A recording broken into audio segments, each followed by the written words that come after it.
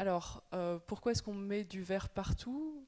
C'est d'abord parce que euh, c'est un matériau qui est assez agréable du point de vue du confort visuel et que c'est un matériau avec lequel il est aussi facile de construire. Et pour les architectures modernes, des tours qui sont à base d'acier et de verre, ces matériaux se mettent très bien ensemble.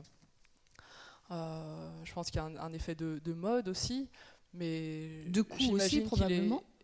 Oui, oui, mais alors, de coût, les vitrages qu'on met dans les tours ne sont pas forcément extrêmement bon marché, parce que justement, on recherche des propriétés qui ne sont pas très faciles à adapter.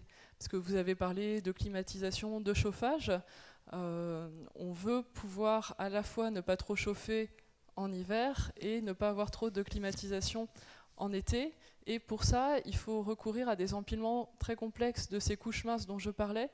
Pendant l'exposé, je n'ai mentionné que la partie pour renvoyer vos infrarouges, votre rayonnement, mais il y a également des empilements qui permettent de renvoyer une partie des infrarouges solaires, c'est-à-dire de ne pas avoir trop chaud en été quand la lumière du soleil entre dans la pièce. Donc, bon, pour que le verre soit un matériau bien agréable, c'est-à-dire avec des bonnes propriétés optiques, mais aussi thermiques, ça, on a des solutions à des prix qui peuvent varier. Alors, en ce qui concerne la couleur, pourquoi est-ce que c'est vert? En fait, c'est parce qu'il y a un tout petit peu de fer, donc un élément chimique, qui est dans le verre et qui absorbe un petit peu de lumière. Donc ça, c'est quelque chose où... Alors, on sait faire des vitrages sans fer, avec très très très très peu de fer, et donc qui sont complètement transparents, où vous ne verrez pas cette couleur verte.